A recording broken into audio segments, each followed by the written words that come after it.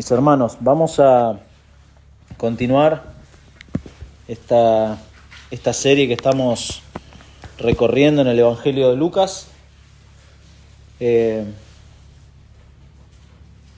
Vamos a leer capítulo 2, desde versículo 21, que es donde dejamos la última vez, hasta, yo le había puesto en la invitación hasta versículo 39, pero vamos a leer un versículo más, versículo 40, que nos sirve de transición para la parte que arranca en versículo 41. Lucas lo usa de esa manera a estos dos últimos versículos, 39 y 40, como para hacer una transición a lo que es ya cuando José, María y Jesús van a celebrar la Pascua. Ya Jesús tenía unos años más ahí y lo vamos a ver, si el Señor lo permite, el domingo que viene. Sí, estoy pensando, después les cuento por qué estoy pensando, si el domingo que viene hay una novedad. Así que vamos a leer, luego vamos a orar al Señor pidiendo la guía suya a través de su Espíritu Santo en esta mañana. ¿Sí? Leemos, versículo 21, dice: cumplidos los 8 días para circuncidar al niño, le pusieron por nombre Jesús, el cual le había sido puesto por el ángel antes que fuese concebido. Y cuando se cumplieron los días de la purificación de ellos, conforme a la ley de Moisés, le trajeron a Jerusalén para presentarle al Señor. Como está escrito en la ley del Señor, todo varón que abriere la matriz será llamado santo al Señor. Y para ofrecer conforme a lo que se dice en la ley del Señor, un par de tórtolas o 2 palominos. Y aquí había en Jerusalén un hombre llamado Simeón. Y este hombre justo y piadoso esperaba la consolación de Israel, y el Espíritu Santo estaba sobre él. Y le había sido revelado por el Espíritu Santo que no vería la muerte antes que viese al ungido del Señor. Y movido por el Espíritu, vino al templo, y cuando los padres del niño lo trajeron al templo para hacer por él conforme al rito de la ley, él le tomó en sus brazos y bendijo a Dios, diciendo: ahora, Señor, despides a tu siervo en paz, conforme a tu palabra, porque han visto mis ojos tu salvación, la cual has preparado en presencia de todos los pueblos, luz para revelación a los gentiles y gloria de tu pueblo Israel. Y José y su madre estaban maravillados de todo lo que se decía de él. Y los bendijo Simeón, y dijo a su madre María: he aquí, este está puesto para caída y para levantamiento de muchos en Israel, y para señal que será contradicha, y una espada traspasará tu misma alma, para que sean revelados los pensamientos de muchos corazones. Estaba también allí Ana, profetisa, hija de Fanuel, de la tribu de Aser, de edad muy avanzada, pues había vivido con su marido 7 años desde su virginidad, y era viuda hacía 84 años, y no se apartaba del templo, sirviendo de noche y de día con ayunos y oraciones. Esta, presentándose en la misma hora, daba gracias a Dios y hablaba del niño a todos los que esperaban la redención en Jerusalén. Después de haber cumplido con todo lo prescrito en la ley del Señor, volvieron a Galilea, a su ciudad de Nazaret. Y el niño crecía y se fortalecía y se llenaba de sabiduría, y la gracia de Dios era sobre él.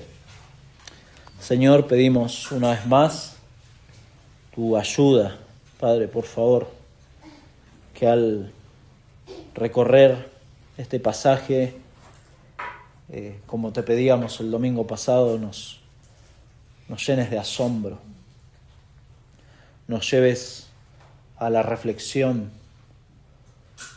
que realmente podamos una vez más maravillarnos de lo que tú has hecho por medio de Cristo. Pedimos por favor que esto sea de edificación para tu iglesia, de salvación para aquellos que aún no son creyentes. Y pedimos por favor, Padre, que en todo tu nombre sea glorificado en esta mañana. Te lo pedimos en el nombre de Jesús. Amén. Amén.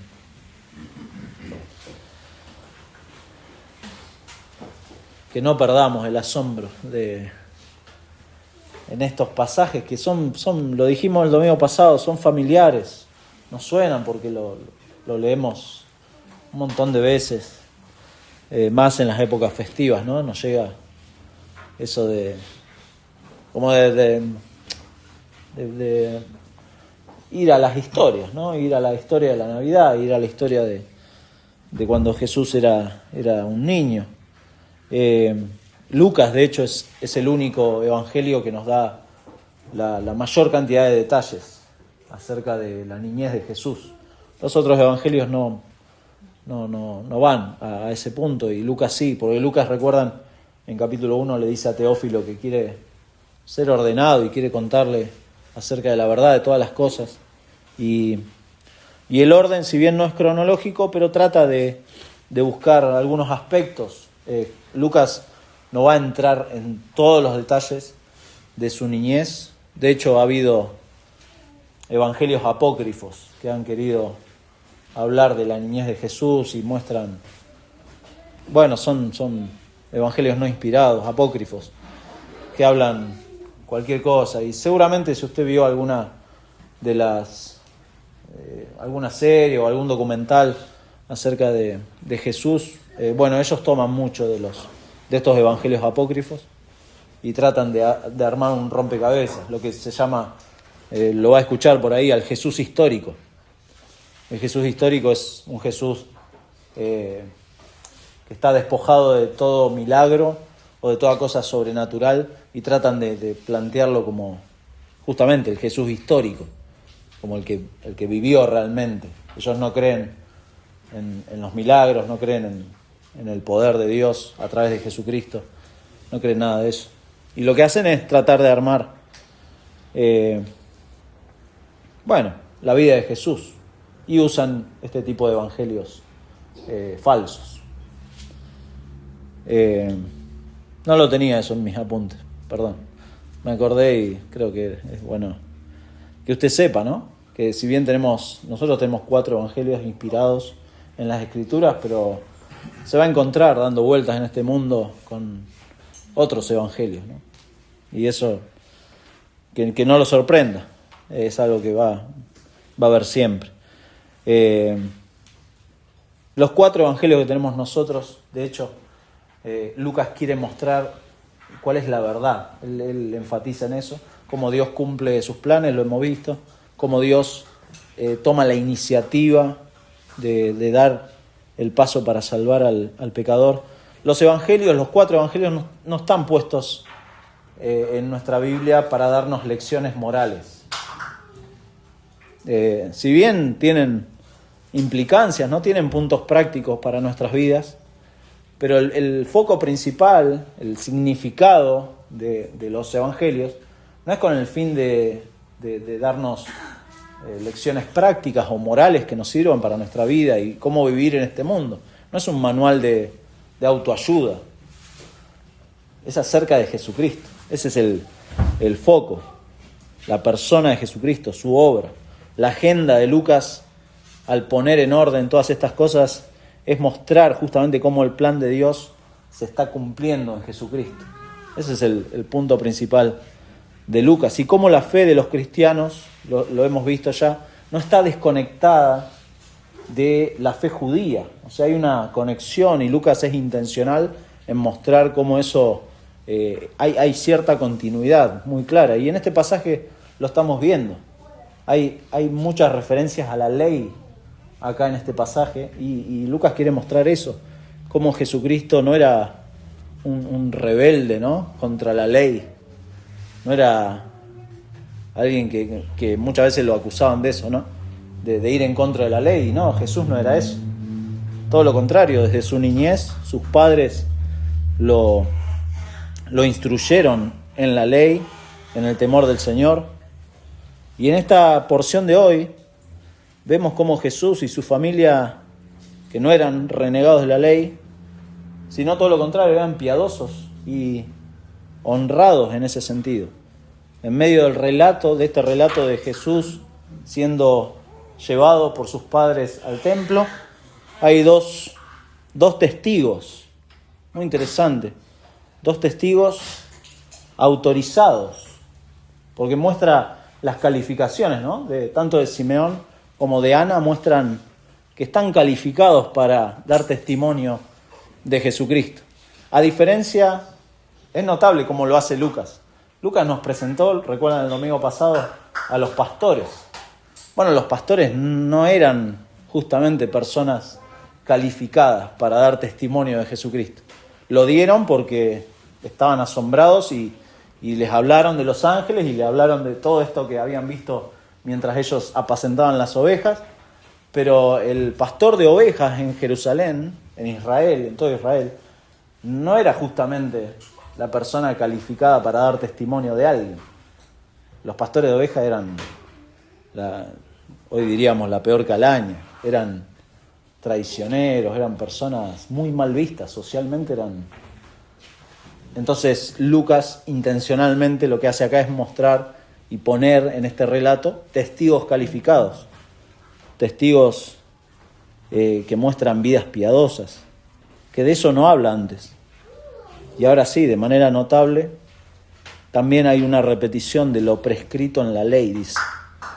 Pero también, vamos a ver, hay como un sándwich, ¿no?, en todo el relato. Versículo 39 habla de la ley del Señor.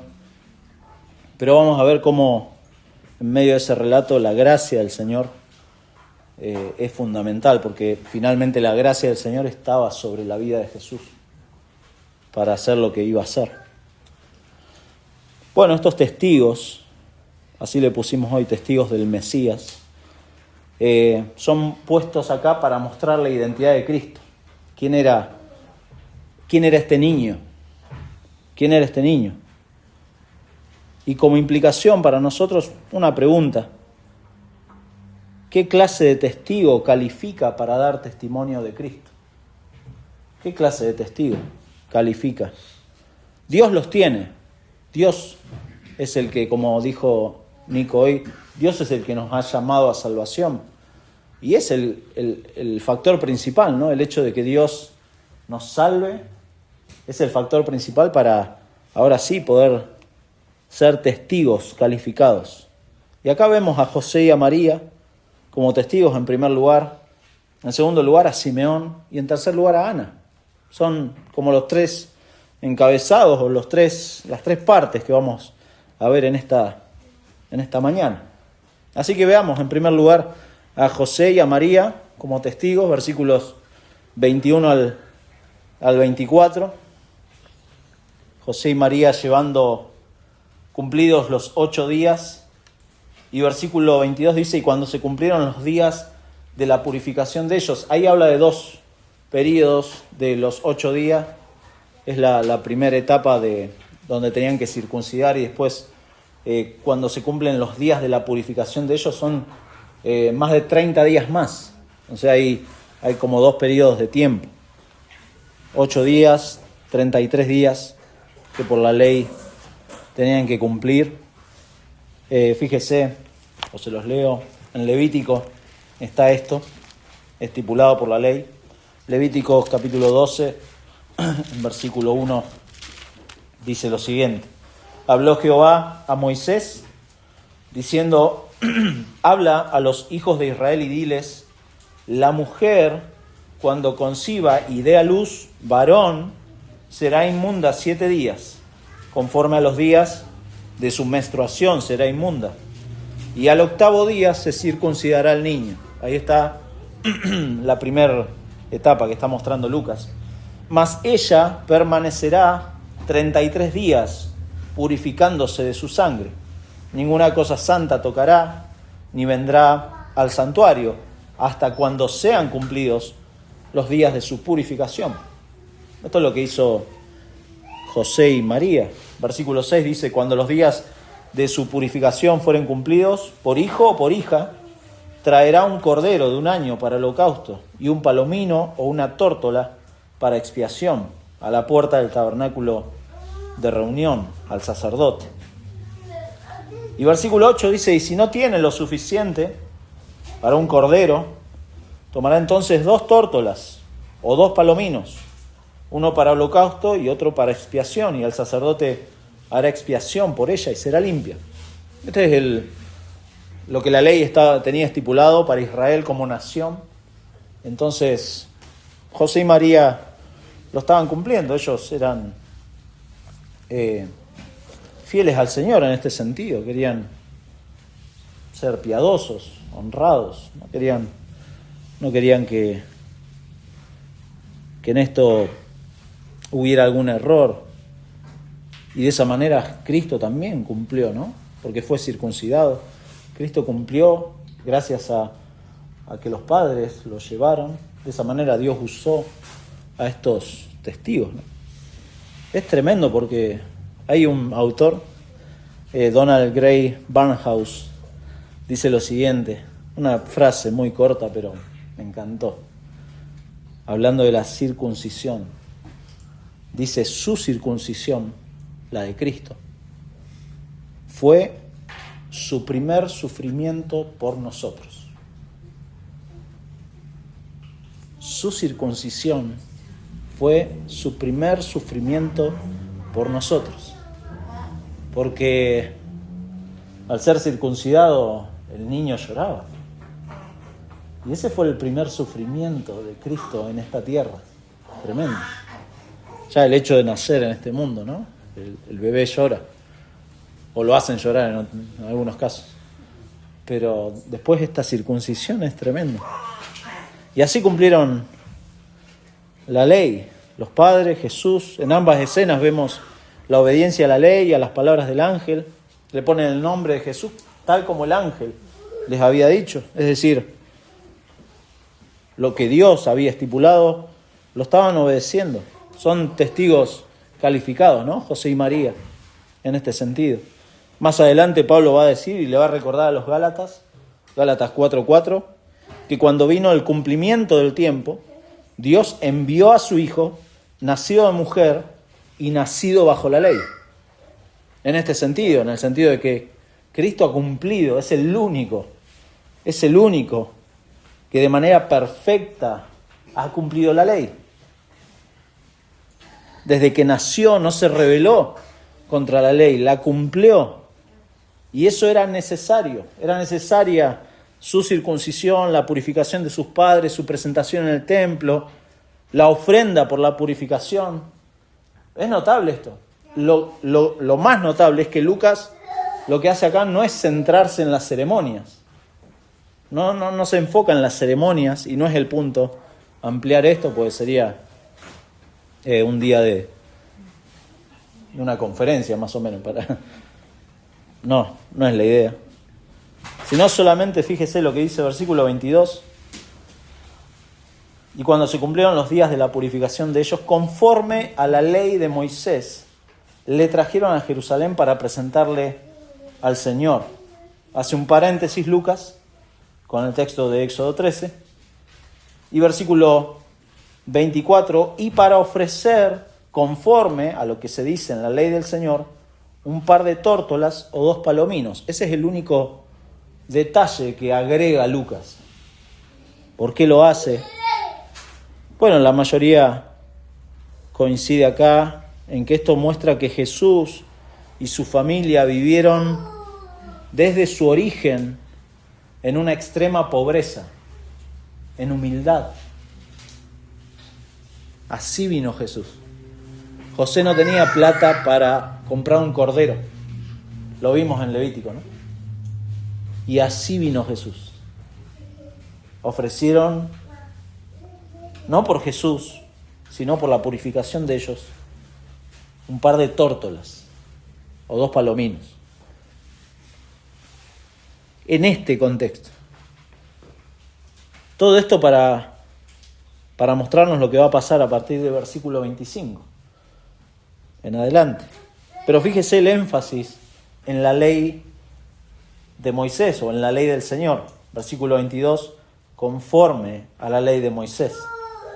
Versículo 23, como está escrito en la ley del Señor.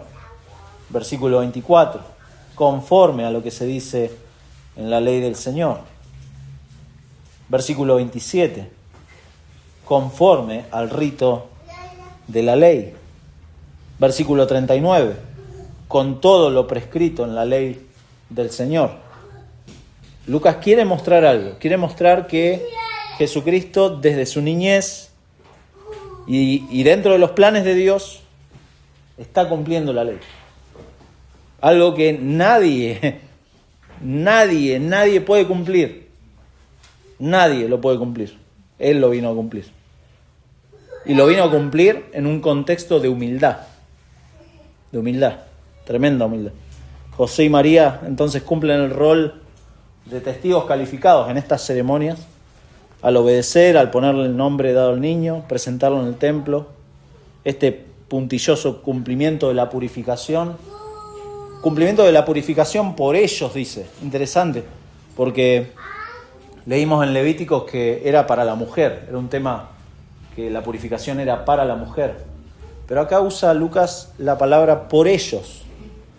Bueno, algunos piensan que es porque José tuvo que estar en el parto, ¿no? Y entonces los dos quedaron. Algunos comentaristas coinciden que es eso. Pero otros lo toman como que no quiere Lucas centrarse en María, sino que quiere mostrar que es algo de la familia, la purificación. Interesante. Pero demuestra esto junto con, lo vimos antes, ¿no? Con Zacarías, con Elizabeth, esto de la piedad, de la obediencia, que fueron testigos acreditados, vidas piadosas, vidas correctas, no vidas perfectas, pero sí correctas, delante del Señor, que pudieron dar testimonio de aquel que era el único que podía cumplir toda la ley, que es nuestro Señor Jesucristo. Él es el único que puede cumplir todo.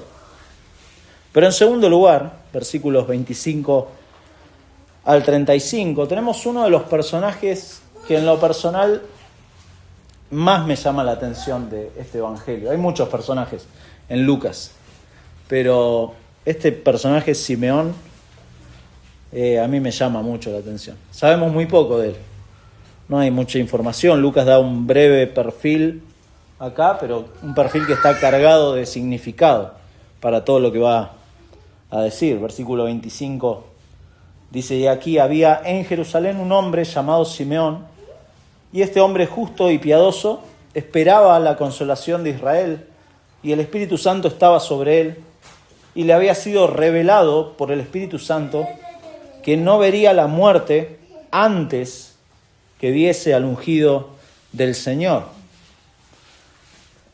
Bueno, tres cosas, ¿no?, que menciona acá versículo 25, si usted lo mira ahí en su Biblia. Era un hombre justo y piadoso, en primer lugar, que esperaba la consolación de Israel, en segundo lugar, y que el Espíritu Santo estaba sobre él, en tercer lugar. Credenciales eran, como credenciales espirituales de este hombre, para ser un testigo más en este relato, para mostrar lo que va a decir y lo que va a hacer, porque Simeón va a hacer algo, no solamente hablar, sino que va a hacer algo muy importante. Dice versículo 25, esperaba la consolación de Israel. Esta frase es equivalente a esperaba al Mesías. Esperaba la consolación de Israel, esta esperanza que tenía el remanente. Hoy leímos en Isaías 41, consolados, pueblo mío. Eso es el consuelo de los que realmente creían y confiaban en el Señor, ¿no? Pero en Isaías 12, versículo 1, dice: en aquel día dirás, cantaré a ti, oh Jehová, pues aunque te enojaste contra mí, tu indignación se apartó y me has consolado. Esta es la consolación del remanente. Bueno, leímos 41, pero en Isaías 49, Isaías habla muchísimo del consuelo de Israel. 49, versículo 13 dice: cantad alabanzas, oh cielos, y alégrate tierra, y prorrumpid en alabanzas, oh montes, porque Jehová ha consolado a su pueblo. y de sus pobres tendrá misericordia. Jehová ha consolado, esta es la consolación que esperaban muchos. El remanente de Israel esperaba este consuelo. 51:12 de nuevo. Dice, yo soy vuestro consolador.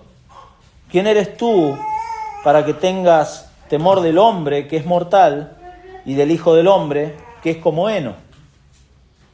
Yo soy tu consuelo, dice el Señor para Israel. Versículo 19 dice, estas dos cosas te han acontecido, asolamiento y quebrantamiento, hambre y espada. ¿Quién se dolerá de ti? Le está hablando Israel. ¿Quién te consolará? Dios era el único que podía darle verdadero consuelo a Israel. Y esto es lo que dice de Simeón. Él esperaba la consolación de Israel. 61 de Isaías. 61, versículo 2. Bueno, versículo 1 dice, el Espíritu de Jehová, el Señor está sobre mí. Esto el Señor Jesucristo lo iba a citar en el Nuevo Testamento. Porque me ungió Jehová, me ha enviado a predicar las buenas nuevas a los abatidos, a vendar a los quebrantados de corazón, a publicar libertad a los cautivos y a los presos apertura de la cárcel, a proclamar el año de la buena voluntad de Jehová, el día de la venganza del Dios nuestro, a consolar a los enlutados. Y finalmente, en capítulo 66, versículo 13, dice, como aquel a quien consuela su madre, así os consolaré yo a vosotros, y en Jerusalén tomaréis consuelo. Este es nuestro Dios. Este es el Dios en el que esperaba Simeón. Él esperaba la consolación de Israel. Y Simeón, un hombre guiado por el Espíritu de Dios, se dejó incluso enseñar por la palabra de Dios, porque Dios le dijo que no iba a haber muerte hasta que antes que viese al ungido del Señor. Bueno, un detalle antes de seguir. Muchas veces se lo imagina o se piensa de Simeón como alguien, como un anciano, por el hecho de que se menciona la muerte. 2 veces se menciona la muerte o la proximidad de la muerte, pero en el pasaje no dice nada de que sea un anciano. ¿Sí? Algunos comentaristas dicen, no, el anciano Simeón, pero en el pasaje no. Como el joven rico. No en todos los evangelios menciona que es joven. Interesante, porque no sabemos qué edad tenía. Y acá Simeón tampoco sabemos, pero es un detalle.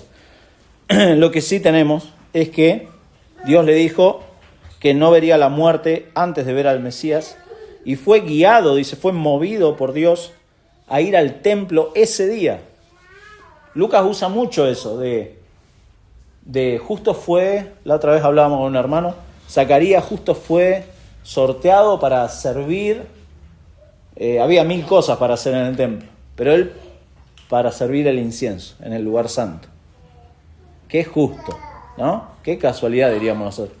No, es Dios cumpliendo sus planes, y acá Dios moviendo a Simeón a ir al templo. Un templo que era enorme, un lugar enorme, y encontrar a José y a María.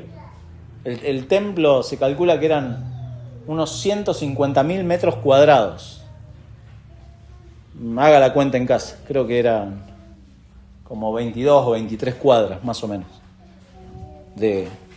Impresionante. Usted lo ve en fotos hoy, la explanada del templo es enorme, impresionante. Bueno, ahí en medio había varios patios. Un patio que era para los gentiles, un patio que era para todos en general, para las mujeres y los hombres. Se calcula que ahí encontró Simeón a José y a María, porque después había otro patio que era solamente para los hombres, y después había un montón de patios.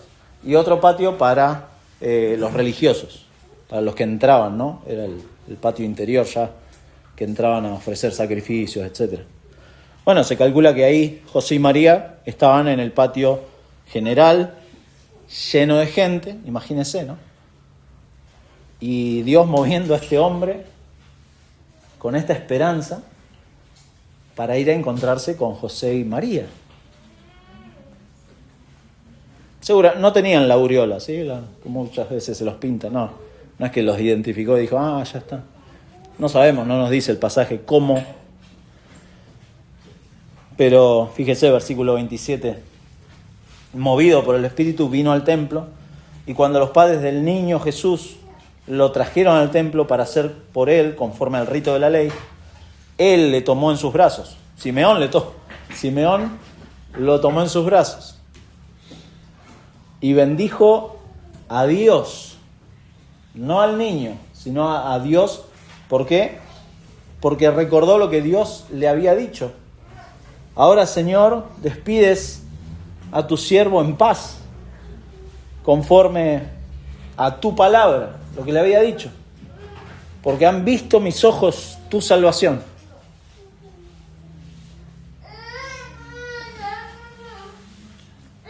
Es como que ya está. Simeón no necesita nada más.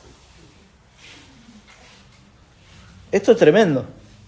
Piense un segundo, hay algo, si usted es creyente, ¿hay algo más importante en la vida que haber conocido a Jesucristo? ¿Hay algo más importante en la vida? Bueno, si usted tiene dudas en responder a esa pregunta, si quiere charlamos después o nos juntamos a tomar un café, pero yo creo que para el creyente no hay nada más. Ya. A Simeón Dios le había dicho que no iba a morir antes de conocerlo. No le dijo Dios cuándo iba a morir. Le dijo, no vas a morir antes de conocer al Mesías. Tremendo. Y como dijimos, no sabemos si era anciano, no sabemos. Pero Dios cumplió su palabra. Eso es importante acá. Y eso era para este hombre suficiente. Dios cumpliendo su palabra, esto es suficiente. Algunos, no sé si le ha pasado, afirman cuando cumplen un sueño o cuando, no sé, se casan los hijos o, bueno, ya está, me puedo morir tranquilo, dice. Esa es la frase que se usa, la hemos usado, se usa mucho. La gente lo dice y capaz ni sabe lo que está diciendo. Bueno, ya puedo morir tranquilo. Vi a mi equipo de fútbol salir campeón de no sé qué. Salió campeón del mundo y no quiero decir, bueno, estamos cerca del mundial. Bueno, puedo morir tranquilo. ¿Cumplió un sueño alguien? Ya está. Fui, no sé, a un lugar que soñaba conocer. Ya está, puedo morir tranquilo, ¿viste? Sí. Pero Simeón ya, él sí, realmente había conocido a Jesucristo. De bebé no veía nada de lo que iba a pasar después. Por ahora vamos a ver que sí veía. Pero ya está, puedo morir tranquilo, eso estaba diciendo Simeón acá. Puedo morir tranquilo, no me importa más nada. Esto lo expresa ahí en estos versículos 29 y 30. Que esta es la última canción. Ahí mencionamos, ¿no? Todos estos domingos que hay 4 canciones. Vimos el Magnificat de María, vimos el Benedictus de Zacarías, vimos el Gloria in excelsis Deo de los ángeles, y este es el Nunc Dimittis, que no es muy conocido. Lo que pasa es que no es conocido porque es una canción fúnebre. Ahora despides a tu siervo en paz. Búsquela después. Yo sé que algunos hermanos han buscado las otras canciones. Nunc Dimittis. La cantaban. Se canta principalmente en los servicios fúnebres de las iglesias anglicanas. Muy interesante. Y es una hermosa canción. Yo la voy a poner en mi testamento para que me la. No, hay que conseguir un coro. Cuando lo vean van a decir, wow, tremendo. Cómo canta la gente. Hermoso. Nunc Dimittis. Bueno, ese era un extra. Y algo importante acá que agrega Lucas, como un adelanto, ¿no? de cómo se va a desarrollar el plan de Dios. Fíjese, versículo 31, hablando de la salvación. Él ha visto la salvación, dice, la cual has preparado, le está hablando al Señor, has preparado en presencia de todos los pueblos luz para revelación a los gentiles y gloria de tu pueblo Israel. Esto es un adelanto de lo que Dios va a hacer. Dentro del plan de Dios, Dios ha, dice, preparado, dice la Reina Valera 60. Dios ha preparado, que se podría traducir como Dios ha presentado o ha provisto o ha hecho la salvación. Dios ha hecho esto. Dios ha tomado la iniciativa de enviar al Salvador. Dios lo ha hecho. En extender incluso la salvación más allá de los límites de Israel. Dice porque es luz para revelación a los gentiles. Esto es tremendo, porque en esta iniciativa de Dios, piénselo y recuerde, trate de memorizar este pasaje. Luz para revelación a los gentiles y gloria de tu pueblo Israel. Mi hermano, si usted es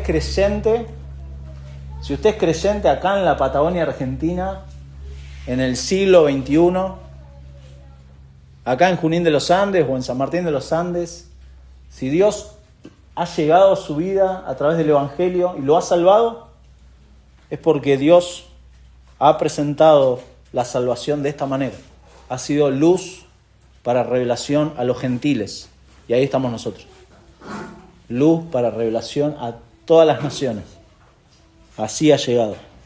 Acá Lucas está pensando en esto que se va a desarrollar mucho más ampliamente en Hechos de los Apóstoles, el plan de Dios.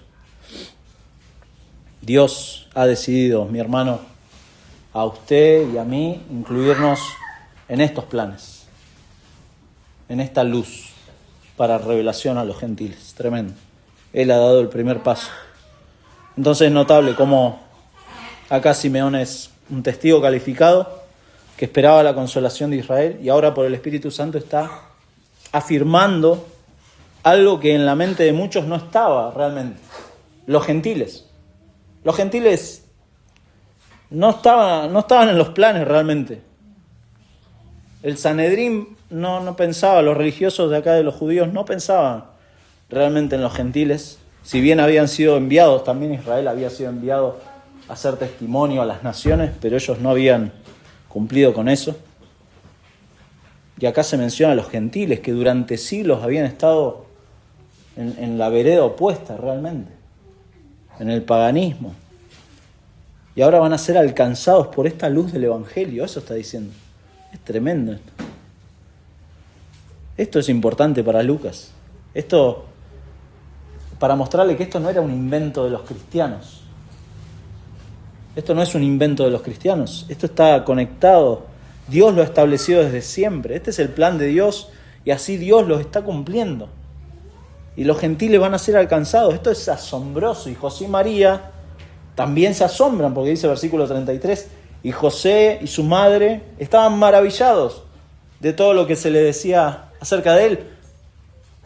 Además del asombro que ya tenían, imagínense, ya había aparecido el ángel Gabriel, ya habían aparecido los pastores, que los ángeles, que el cántico tremendo, y ahora aparece este hombre diciendo estas cosas.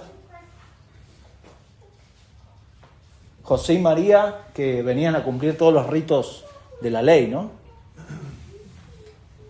Judíos, fieles, piadosos. Ahora escuchar que es luz para los gentiles, el hijo de ustedes. Es luz para los gentiles. ¿Cómo? Maravilloso, esto es. Pero note la última parte, versículo 34 y 35, y los bendijo Simeón, a los dos, y dijo a su madre María, o sea, cambió el foco de atención, dejó de adorar al Señor, como dice el 28, los bendijo Simeón a los dos, pero ahora se enfoca en María, y le habla a María.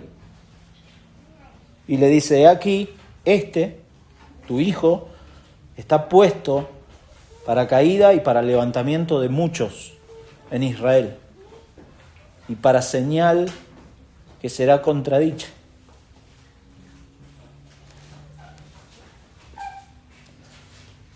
Salto el paréntesis. Una señal que será contradicha para que sean revelados los pensamientos de muchos corazones.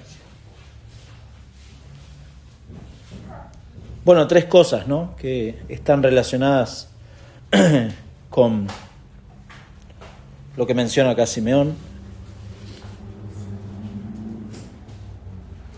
Que algunos van, dice, a colapsar.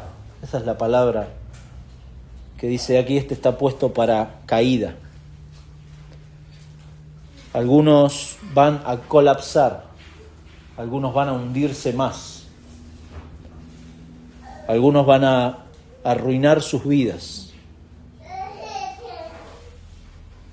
Relacionado con lo que dice el versículo 35, ¿no? Para que sean revelados los pensamientos de muchos corazones.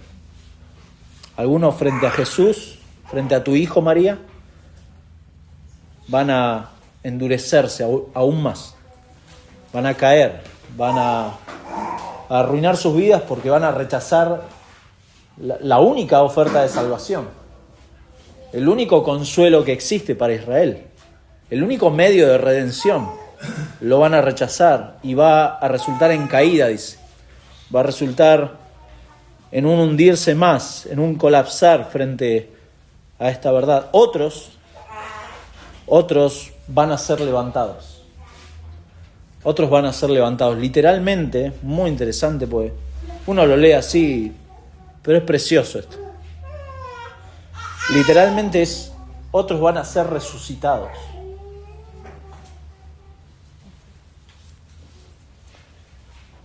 Eso es lo que hace el Señor, ¿no? Él da vida a los muertos. Ese es el levantado. Otros van a ser levantados. Unos van a escuchar el Evangelio, se van a endurecer aún más, van a caer, van a colapsar, van a arruinar sus vidas, porque van a escuchar y se van a endurecer, pero otros van a ser levantados. Otros van a ser traídos a la vida nuevamente. Y en ese proceso, esto es notable, en segundo lugar, en ese proceso Jesucristo va a ser un punto de discordia. Dice ahí, una señal que será contradicha. Un punto de discordia, eso está diciendo. Jesucristo, lo dijo Jesucristo, no he venido a traer paz. No. Dice un autor, la actitud negativa hacia Jesucristo, hacia Él, sirve para tachar al incrédulo como alguien que ha rechazado no solo a Él, sino toda la revelación de Dios. El que rechaza a Jesucristo no solamente está rechazando a Jesucristo, sino toda la revelación de Dios, todo lo que Dios ha dicho, todo lo que Dios es. Eso es lo que hace aquel que rechaza a Jesucristo. Y Lucas quiere mostrar cómo van a ir desarrollándose las cosas, cómo no todos van a creer. Pues esa es la realidad, no todos van a creer. Y cómo se va, como dice en tercer lugar, cómo se va a mostrar el corazón de aquellos que con sus bocas dicen amar a Dios, pero rechazan sus planes, rechazan a Jesucristo. Y este rechazo, de hecho, lo va a llevar a la cruz. Esta señal que será contradicha, este conflicto permanente que va a haber con Jesús, con algunos que no van a creer, esto lo va a llevar a la cruz, a Jesucristo.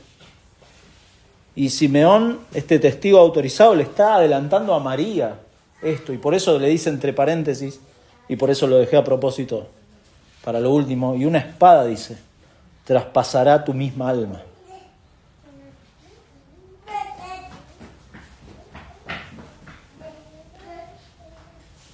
Es un baldazo de agua fría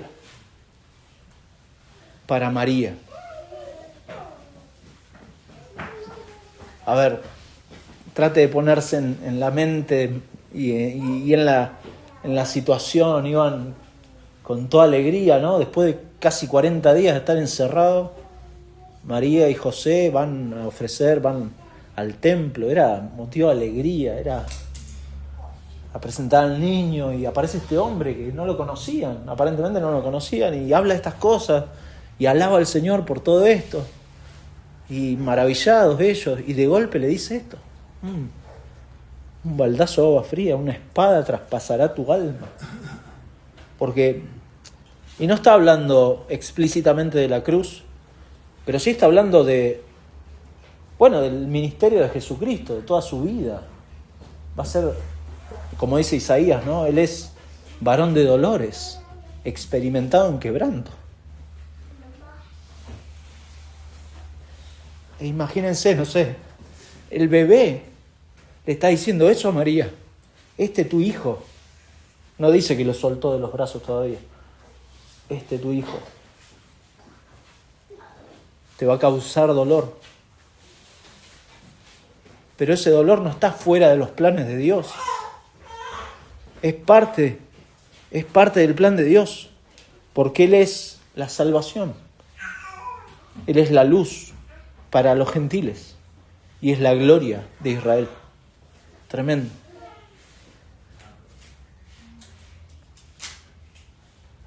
Vemos, versículo 36, una última testigo. Es interesante cómo Lucas pone un hombre y una mujer de testigos. Muy interesante porque eso es lo que quiere mostrar también, cómo Dios usa todo tipo de personas. Para el judío pensaba que solamente los hombres iban a ser receptores, pero Lucas quiere mostrar que también las mujeres, se menciona mucho a las mujeres en Lucas, van a ser, en este caso, una última testigo autorizada. Y vemos de nuevo la confiabilidad, ¿no? de esta testigo, al decir versículo 36, estaba también allí Ana, profetisa, hija de Fanuel, de la tribu de Aser, de edad muy avanzada. Muchos datos da, ¿no? De edad muy avanzada, pues había vivido con su marido 7 años de su virginidad, y era viuda hacía 84 años, y no se apartaba del templo, sirviendo de noche y de día, con ayunos y oraciones. Muy interesante, porque muchos datos precisos.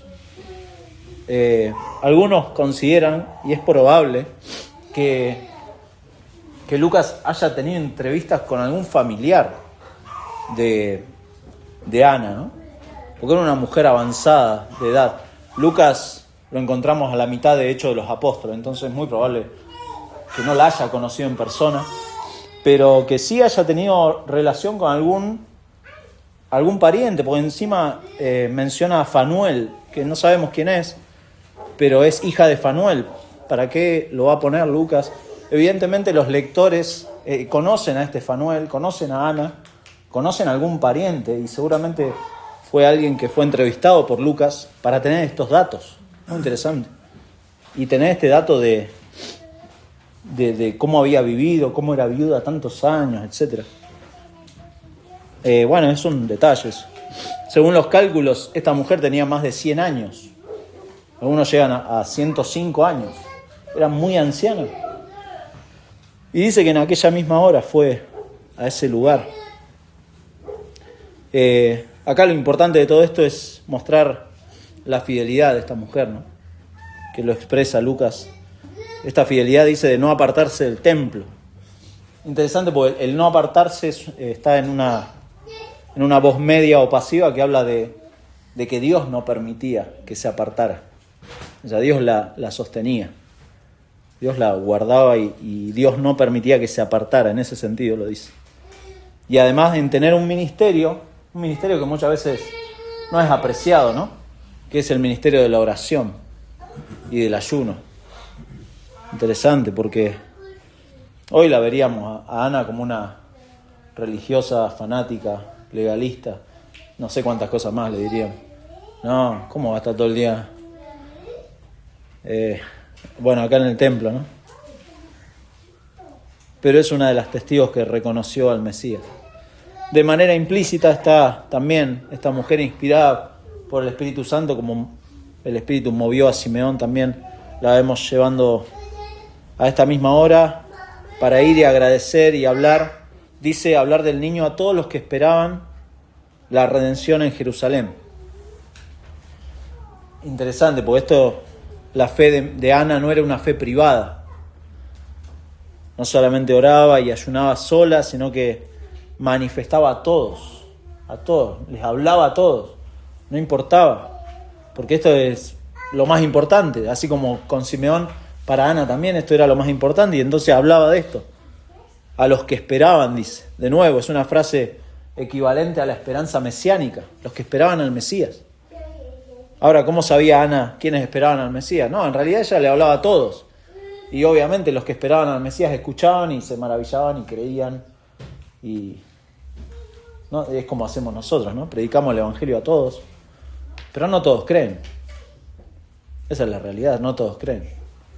Algunos rechazan y otros son llevados al arrepentimiento y a la fe. Eso es así. Pero lo seguimos haciendo.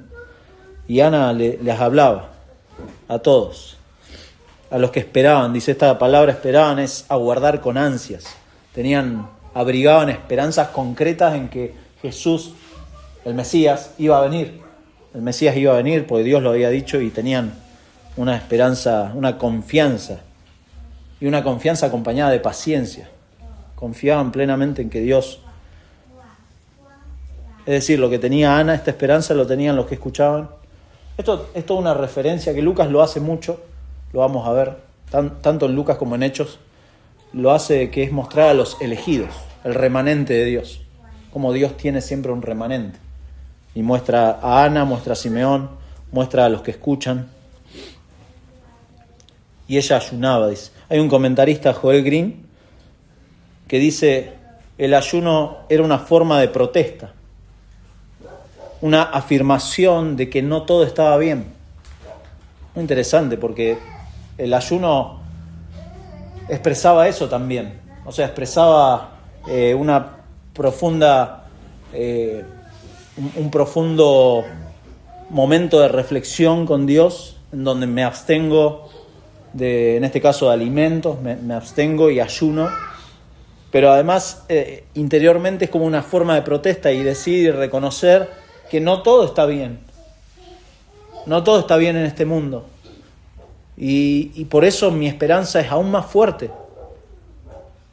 Reconocer que no todo está bien en este mundo fortalece la esperanza de los creyentes.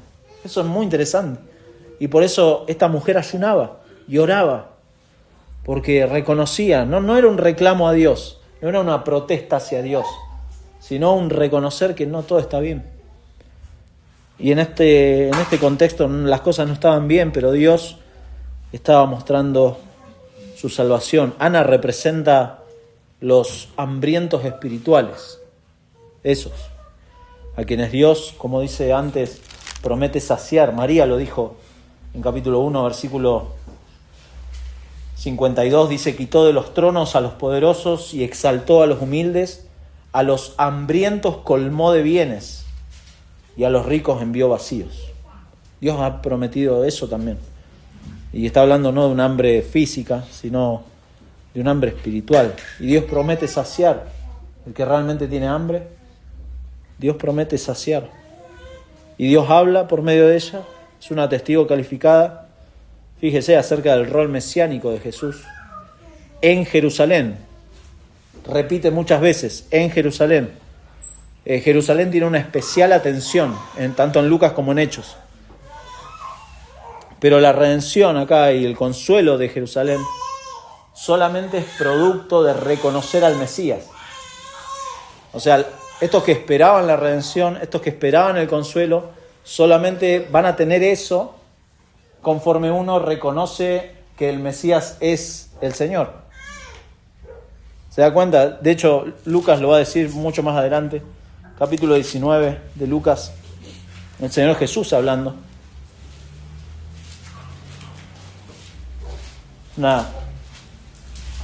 Una escena tremenda, porque esta es la parte de la entrada triunfal. Me estoy spoileando, ¿no? Estoy yendo a la entrada triunfal. Falta mucho para eso. Tenga paciencia. Pero bueno, vamos a ir viendo algunas cositas.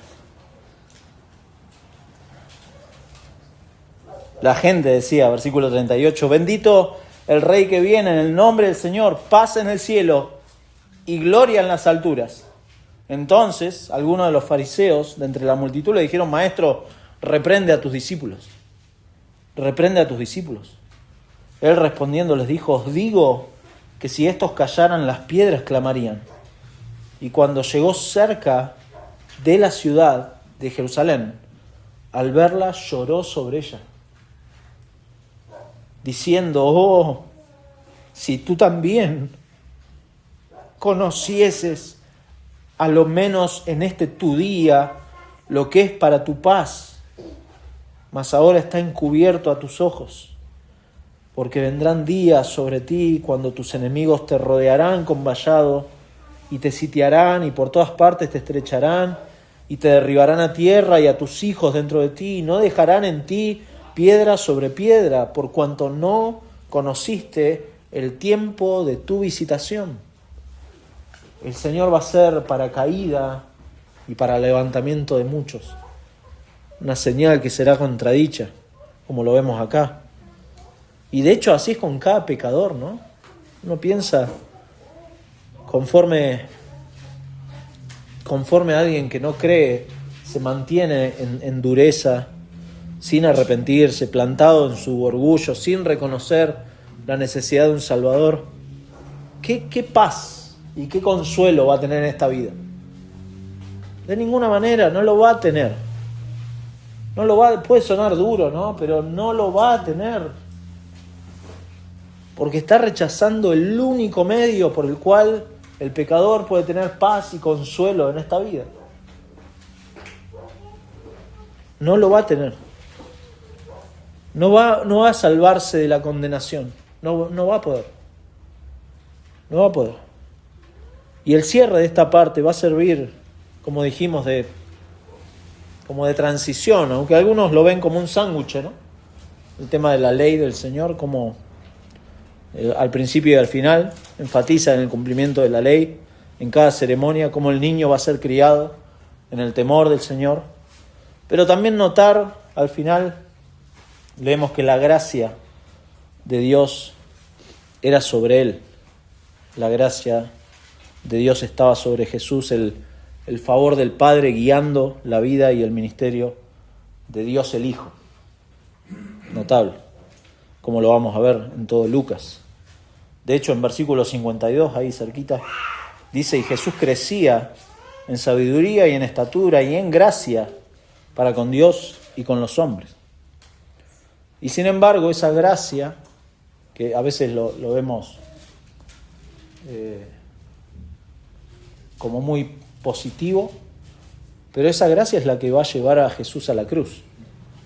La gracia es el favor de Dios, las fuerzas de Dios, el sostenernos a pesar de las circunstancias.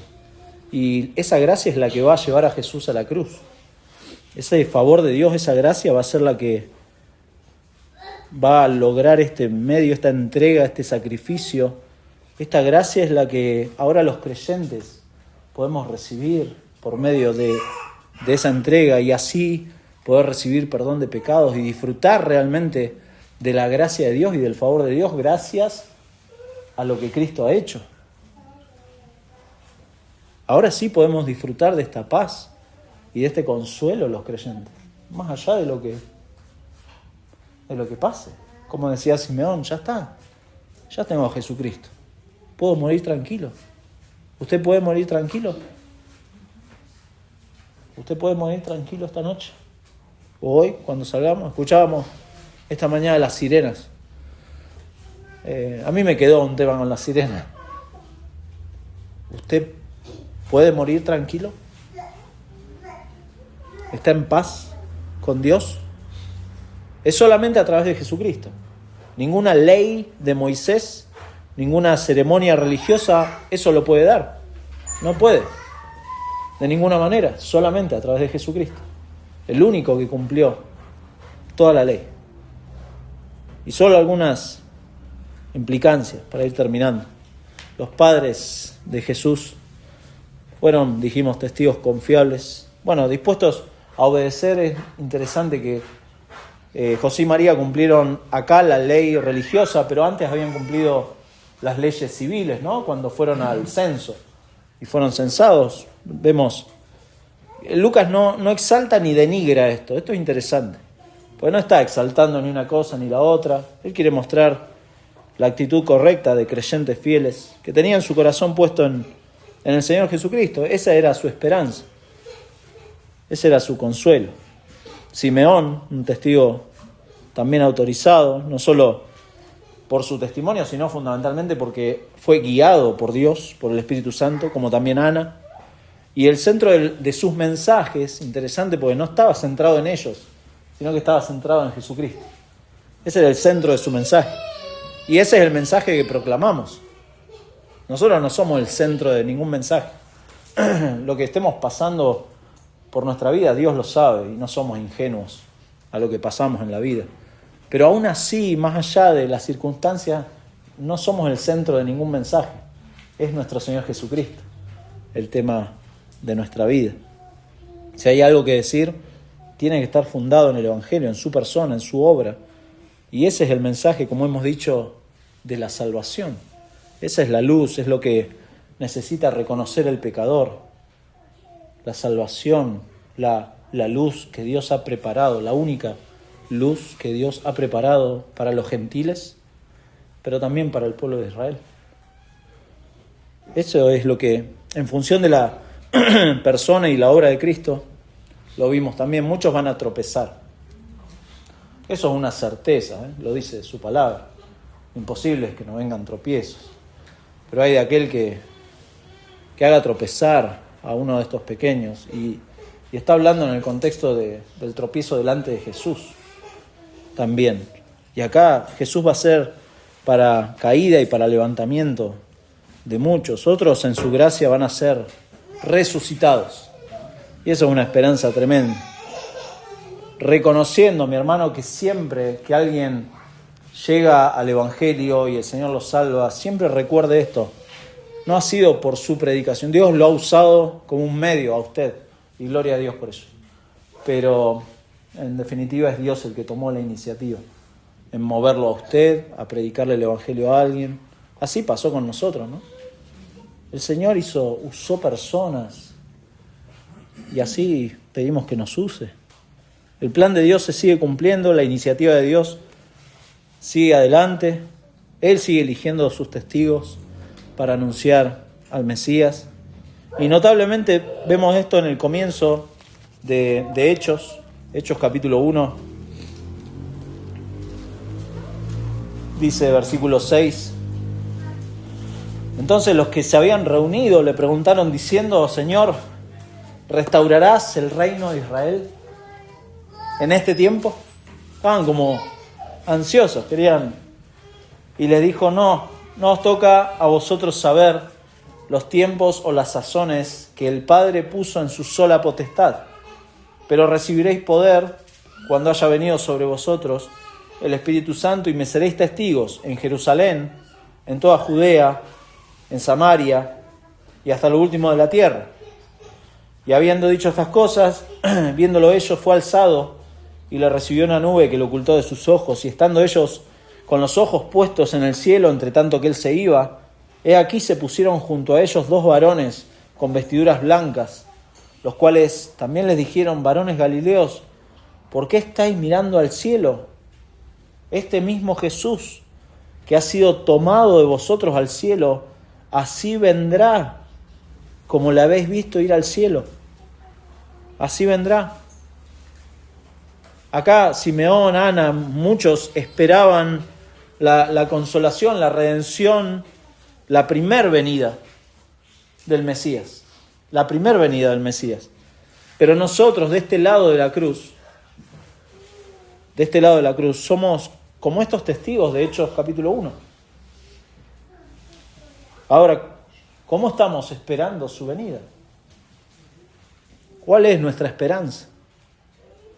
¿Qué clase de testigos somos en lo personal, pero también pensarlo como iglesia? ¿Qué clase de testimonio podemos dar como iglesia acá en Junín, en San Martín? ¿O nos quedamos pasivamente viendo cómo el mundo se cae en pedazos, cómo todo se prende fuego y dejamos de anunciar el Evangelio, pensando que lo más importante son mis problemas o mis circunstancias? Simeón y Ana seguramente tenían circunstancias difíciles, ¿no? Ella era una viuda. Era, como dice Pablo a Timoteo, era una viuda de verdad. Era una viuda de verdad. Y vaya a saber los problemas que tenían esa gente, ¿no? José y María presentando dos pajaritos. No tenían muchos recursos y tenían problemas, ¿no? Tenían un bebé recién nacido.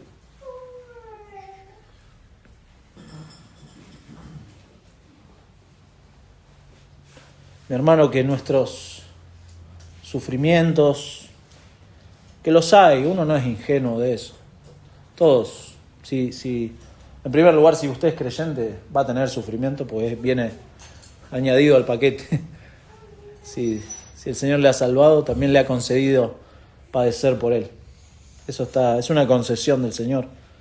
Pero esos sufrimientos, esos padecimientos, nuestras preocupaciones, nuestras circunstancias, mi hermano, no son excusa para seguir haciendo lo que tenemos que hacer. Somos puestos como testigos del Mesías. Pase lo que pase. Si uno cae enfermo en el hospital,